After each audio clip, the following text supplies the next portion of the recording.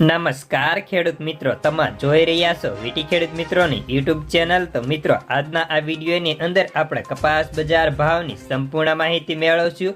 તે પહેલા હાલ અત્યારે આખા ગુજરાતભરમાં ભારેથી અતિભારે વરસાદની જમાવટ ચાલી રહી છે ને તેવામાં અત્યારે લગભગ માર્કેટયાર્ડ કપાસની હરાજીમાં બંધ કામકાજ છે, પરંતુ વાયદા બજાર અને સાથે જ રૂ બજારમાં સતત સુધારાના કારણે અત્યારે આ વિડીયો અમે બનાવીએ છીએ ને તેમાં આપણને રૂ બજાર વાયદા બજારની સ્થિતિની સંપૂર્ણ માહિતી વિગતવાર મેળવવાના છીએ।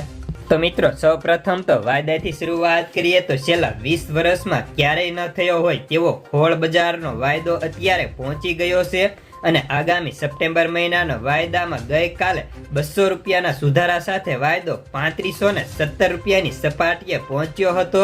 અને હાજર બજારની વાત કરીએ તો અત્યારે ખોળ બજાર હાજરમાં પણ પ્રતિ 50 કિલોની બોરીએ 2100 સુધીનું બજાર પહોંચી ગયું છે, જેના કારણે કપાસના ભાવમાં હવે માર્કેટ ખુલતાની સાથે જ 1600 કે 1700ના ભાવમાં હરાજીના કામકાજો ચાલુ થાય તેવી ધારણાઓ છે। જ્યારે તેની સામે આપણે અમેરિકન વાયદાની વાત કરીએ તો ત્યાં સતત ત્રીજા સપ્તાહમાં પણ ઊભા કપાસમાં બગાડના કારણે વાયદામાં સામાન્ય સુધારા ચાલી રહ્યા છે।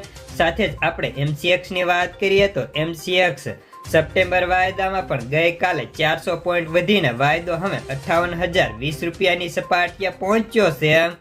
જ્યારે પાછલા સપ્તાહમાં CCIએ જંગી વેચાણ કર્યા બાદ અગ્રણી મલ્ટીનેશનલ કંપનીઓએ પણ રૂ બજારમાં 500 થી લઈને 600 રૂપિયાનો વધારો કર્યો હતો।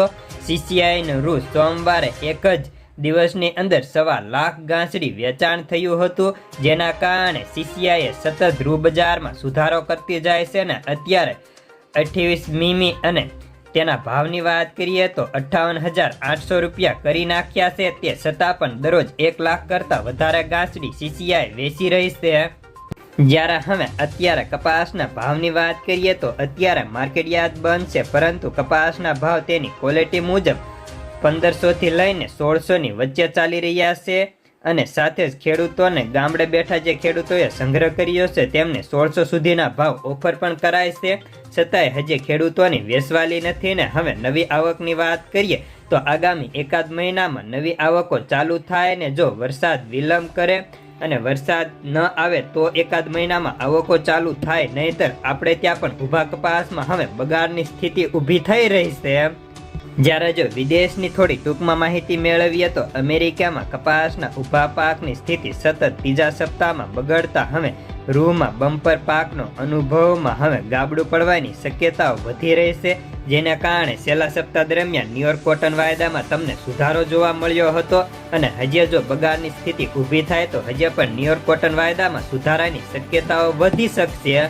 તો બસ આજના કપાસ સમાચારમાં આટલું જ। ધન્યવાદ।